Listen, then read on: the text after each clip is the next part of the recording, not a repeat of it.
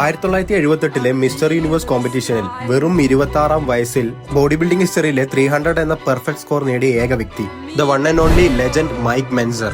Mic Mentzer പറഞ്ഞ ആശയങ്ങൾ അന്ന് ബോഡി ബിൽഡിങ്ങിനെ പറ്റി പലരും പറഞ്ഞ ആശയങ്ങൾക്ക് എതിരായിരുന്നു.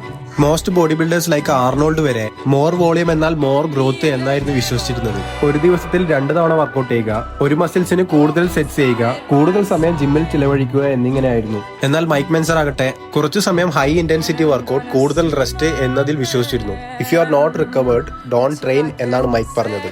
ഒരു സയൻസ് ബേസ്ഡ് ബോഡി ബിൽഡറാണ് Mike Mentzer. 1980 Mister Olympia Mike വിജയിക്കുമെന്ന് പലരും വിശ്വസിച്ചു. എന്നാൽ ആർണോൾഡ് ആ ടൈറ്റിൽ വിൻ ചെയ്തത് ബോഡി ബിൽഡിംഗ് ഹിസ്റ്ററിയിലെ വൺ ഓഫ് ദ ബിഗ്ഗസ്റ്റ് കോൺട്രവേഴ്സിയിൽ ഒന്നാണ്. അന്ന് വരെ ബോഡി ബിൽഡിങ്ങിനെ പറ്റി ആളുകൾ വിശ്വസിച്ചിരുന്ന പലതും തിരുത്തി മില്യൺസ് ഓഫ് യങ്സ്റ്റേഴ്സിനെ മോട്ടിവേഷൻ ചെയ്ത മൈക്ക് മെൻസർ എന്ന ലെജൻഡ് 49-ാം വയസ്സിൽ ഹെൽത്ത് ഇഷ്യൂസ് കാരണം മരണപ്പെടുകയായിരുന്നു. ബോഡി ബിൽഡിങ്ങിന്റെ ഇതുപോലത്തെ ഹിസ്റ്ററിക്കും ഫാക്ട്സും വേണ്ടി മറക്കാണ്ട് എന്റെ പേജ് ഫോളോ ചെയ്യണേ.